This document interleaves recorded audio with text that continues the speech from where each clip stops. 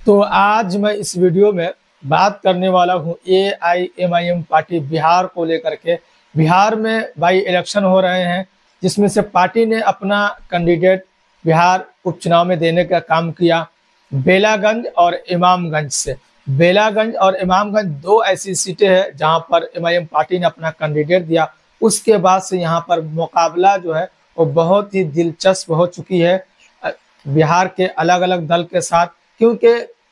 बेलागंज और इमामगंज ने मजबूती के साथ AIMIM पार्टी चुनाव लड़ रही है और कैंडिडेट भी अच्छे खासे यहां से दिए गए हैं। तो बेलागंज और इमामगंज को लेकर एक खबर निकल कर आ रही है AIMIM पार्टी की तरफ से, जो बिहार के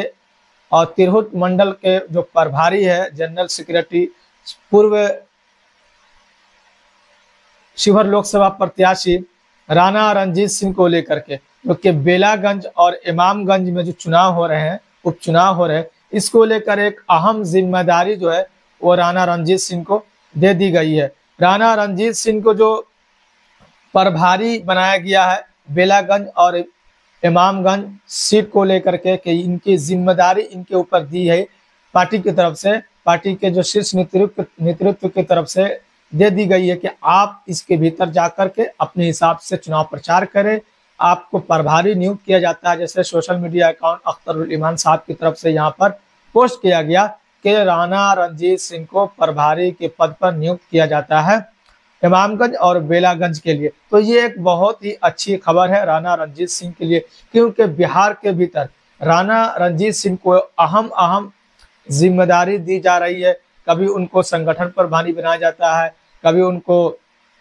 तिरहुत मंडल का प्रभारी बनाया जाता है। फिर उसके बाद से जब चुनाव का समय आता है तो चुनाव के भीतर भी जिन जिन विधानसभा के भीतर चुनाव होते तो इनको चुनाव का जो है वो प्रभारी बना दिया जाता है। तो ये एक बहुत ही अच्छी खबर राणा रणजीत सिंह के लिए भी है, क्योंकि पार्टी में ये काम कर रहे हैं तो पार्टी भी इनको कहीं ना कहीं प्रमोट करने का काम कर रही है। पार्टी भी इनकी अहमियत को जानते हुए इनको अहम जिम्मेदारी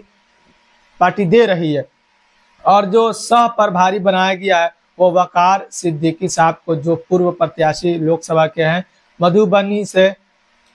जो चुनाव लड़ने का काम किया MIM पार्टी की तरफ से। और इस चुनाव में MIM पार्टी के जो जितने भी नेता बिहार के, चाहे वह राणा रणजीत सिंह हो, क्योंकि बिहार का जो बाई इलेक्शन हो रहा है वो राणा रणजीत सिंह के नेतृत्व में चुनाव लड़ा जा रहा है। और राणा रणजीत सिंह को जब प्रभारी बनाया गया तो उनके नेतृत्व में चुनाव लड़ा जा रहा है। और वो चुनाव प्रचार के लिए इमामगंज में पहुंच रहे हैं, क्योंकि कंचन पासवान जी यहाँ से उम्मीदवार है AIMIM पार्टी के। और यहाँ पर आप देख सकते हैं कि किस तरीके से इमामगंज के भीतर कंचन पासवान को जिताने के लिए राणा रणजीत सिंह लगे हुए हैं, जमीन पर उतर करके डोर टू डोर कैंपेनिंग चला रहे हैं, लोगों से मिल रहे हैं, उनसे घर पर जाकर उनसे मुलाकात कर रहे हैं, लोगों को समझाने की कोशिश कर रहे हैं कि आपने बहुत समय तक अलग अलग पार्टी को देखने का काम किया, अभी आपके पास समय है। और ये चुनाव सबसे बड़ा, ये चुनाव में बड़ी बात है कि किसी की सरकार इससे न टूटेगी न किसी की सरकार बनेगी, किसी को नफा नुकसान नहीं है। हाँ, इतना इससे ये है कि आपकी अहमियत बढ़ जाएगी। अगर आप 2 सीट जीत जाते हैं तो आपकी पार्टी की अहमियत बढ़ेगी, मतलब कि हम लोगों की मेहनत जो रंग लाएगी। और अब बैरिस्टर असदुद्दीन ओवैसी साहब का रुतबा बढ़ेगा बिहार के भीतर, कि किस तरीके से लोग उनको पसंद करते हैं, MIM पार्टी को लोग पसंद करते हैं बिहार के भीतर। तो एक जगह से कंचन पासवान जी को टिकट दिया गया है, तो बेलागंज से वही जामिन अली हसन साहब को टिकट दिया गया। तो दोनों जगह जा करके MIM पार्टी के पक्ष में वोट मांगते हुए राणा रणजीत सिंह नजर आ रहे हैं, और कंचन पासवान जी के पक्ष में भी वो इमामगंज जा करके वोट मांगते हुए नजर आ रहे हैं, लोगों से बात करते हुए नजर आ रहे हैं। क्योंकि ये बाई इलेक्शन जो हो रहे हैं बहुत ही, मतलब ये MIM पार्टी के लिए अहम चुनाव माना जा रहा है, क्योंकि अलग अलग पार्टी चुनाव लड़ रही है। और जिस तरीके से पार्टी का बिहार के भीतर पैर पसरता हुआ नजर आ रहा है, मतलब पार्टी का विस्तार होता हुआ नजर आ रहा है, इसके लिए यह बहुत ही महत्व चुनाव रखता है पार्टी के लिए। और पार्टी के जो नेता राणा रणजीत सिंह वो अपने हिसाब से पार्टी के भीतर काम करते हुए नजर आ रहे हैं। जब से वो पार्टी में जुड़े हैं, अलग अलग तरीके से पार्टी का विस्तार किस तरीके से किया जाए वो सोशल मीडिया के द्वारा हो या ऑफलाइन हो या ऑनलाइन हो, किस तरीके से पार्टी मजबूत हो, उस पर उनका ध्यान रहता है और उनकी राय मशवरा को शीर्ष नेतृत्व मानने का काम भी करती हुई कहीं ना कहीं नजर आती रहती है। तो ये खबर बिहार के उपचुनाव से निकल कर आ रही है, बेलागंज और इमामगंज से, और राणा रणजीत सिंह को लेकर के, जो कि दोनों प्रत्याशी के पक्ष में वोट मांगने के लिए जमीन पर उतरे हुए हैं, घर टू घर जा करके लोगों से बात करने की कोशिश में लगे हुए हैं कि किसी भी तरीके से पार्टी के पक्ष में ये 2 सीटें आ जाए, बेलागंज की सीटें और इमामगंज की सीटें,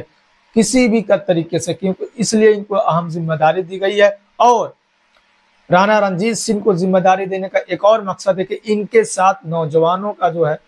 मतलब जुड़ाव बहुत ज्यादा देखा जा रहा है। नौजवान समाज के जो लोग हैं, नौजवान तबके के जो लोग हैं, इनके साथ ज्यादा अटैचमेंट है राणा रणजीत सिंह के साथ, और खास तौर से ये खुद नौजवान है, इसलिए नौजवान लोगों को अपने साथ लाने में ये सफल कहीं ना कहीं नजर आ रहे हैं। इसलिए इनको, राणा रणजीत सिंह को पार्टी के भीतर अहम जिम्मेदारी दे दी जाती है, चाहे वो चुनाव के समय हो या संगठन को कैसे मजबूत किया जाए, उनको लेकर भी पार्टी अहम जिम्मेदारी देती हुई नजर आती रहती है।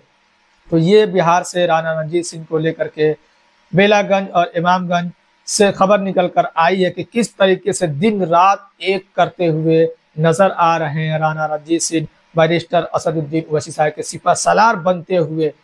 माथे पे अपना तिलक लगा करके,